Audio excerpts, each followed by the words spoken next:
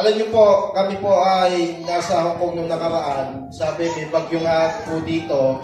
At sabi po ng bishop, dapat yan, pinag-pray na hindi dumaan dito sa Laguna.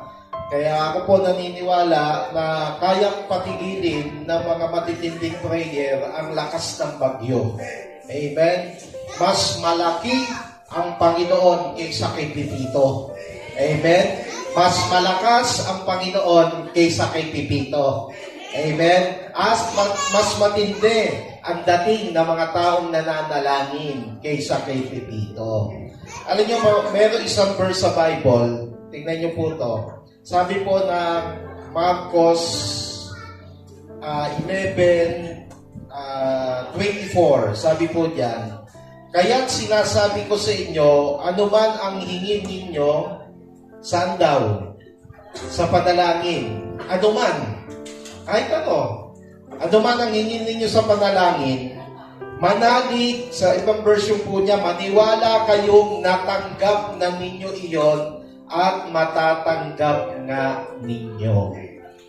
Kayo po prayerful, alam ko po. Pero sa lahat ng prayer nyo, dapat naniniwala kayong ang pinanalangin natin mangyayari. O ngayon, sabi po ng Bible, sa 2 o 3 nagkakatipon sa kanyang pangalan, naandun siya. At ang sabi ng verse na ito, anuman ang hingin ninyo sa panalangin, maniwala kayong natanggap na ninyo iyon. O ngayon, hawakan natin ang katabi natin. Tayo mananalangin. O, pikit po tayong lahat.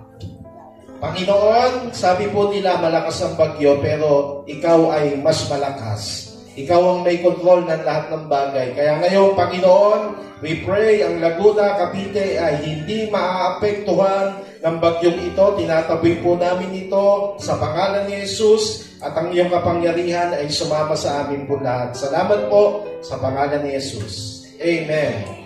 Ngayon, sabihin mo sa katabi mo, maniwala ka. Wala ang bagyo. Ayan.